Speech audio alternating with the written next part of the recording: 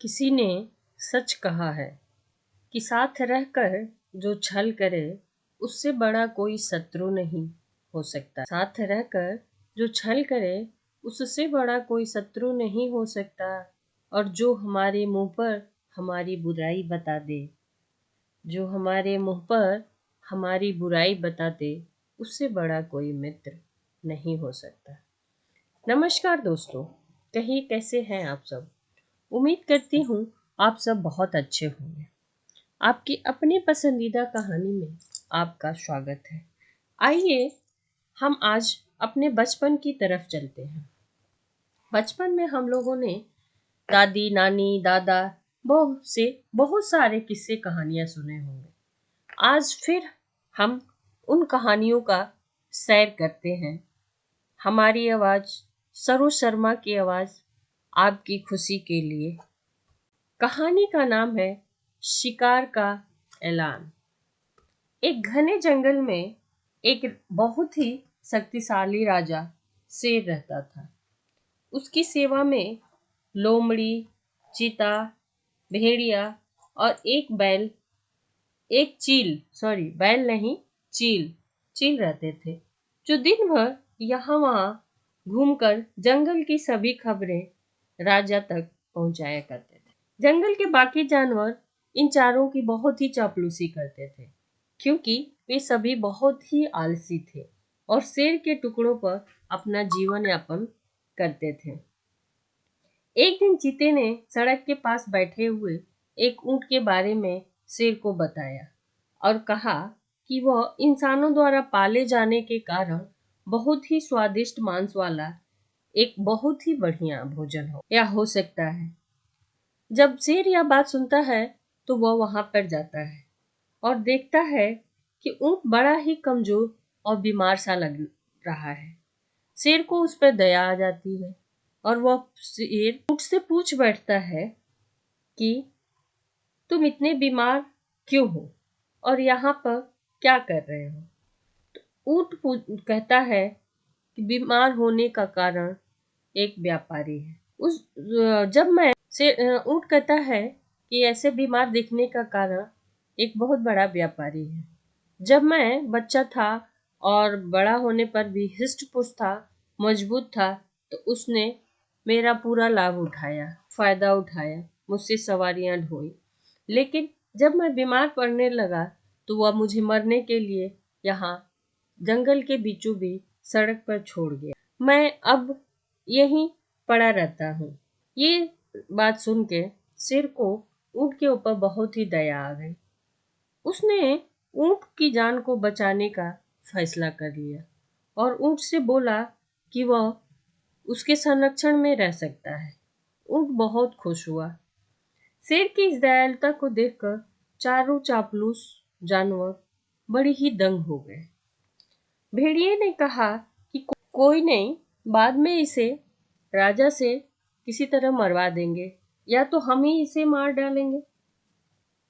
अभी जंगल के राजा का आदेश हम चुपचाप मानते हैं। ऊंट उसी जंगल में हरी घास खाते खाते कुछ ही दिनों में बिल्कुल ही स्वस्थ हो गया और बहुत ही सुंदर दिखने लगा। वह शेर का बहुत ही आदर करता था क्योंकि शेर ने उसकी जान बचाई थी। एक दिन शेर की एक पागल हाथी से लड़ाई हो जाती है। लड़ाई होने के कारण वह बहुत ही चोटिल हो जाता है और दूसरे दिन से शिकार पर नहीं जाता है। तब उसके आलसी सेवक भी भूखे रह जाते हैं। एक दिन उन दुष्टों का ध्यान स्वस्थ ऊंट पर गया और उसे खाने की उन लोगों ने बहुत सारी तरकीबें सोचने लगी। सबसे पहले भेड़िए ने कहा कि महाराज, आप भूखे हैं, इसलिए आप मुझे खा लीजिए। फिर एक एक करके चील, लोमड़ी और फिर चीते ने शेर का भोजन बनने के लिए प्रस्ताव दिया। अपना अपना प्रस्ताव देकर वे अंदर से डरे हुए तो थे ही कि कहीं ऐसा ना हो कि शेर हमें ही खा जाए, लेकिन फिर भी शांत थे। ये सारी बातें सुनकर ऊंट भी शेर का भोजन बनने के लिए तैयार हो गया। प्रस्ताव रख दिया जिसे वह बेचारा नहीं समझा जाए।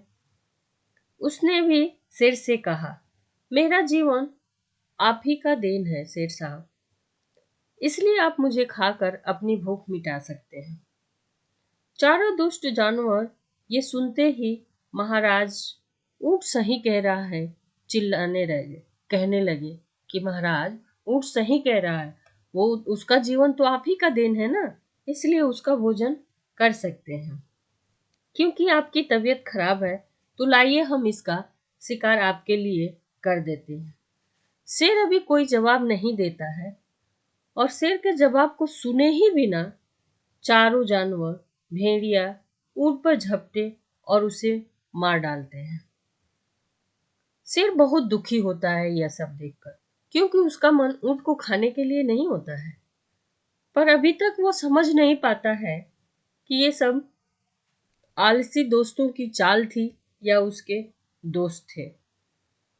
इसीलिए दोस्तों सच में कहा जाता है कि चापलूस और स्वार्थी लोगों से हमेशा दूर रहना चाहिए, क्योंकि ये चापलूस लोग अपने फायदे के लिए कभी भी आपको बलि का बकरा बना सकते हैं। दोस्तों इस कहानी से हमें यह सीख मिलती है, हमें अपना मित्र या अपने आसपास के लोग, हमारे आसपास के लोग कैसे हैं उनको जांच पर रख लेना चाहिए और ऐसे चापलूस लोगों से हमेशा सावधान रहना चाहिए।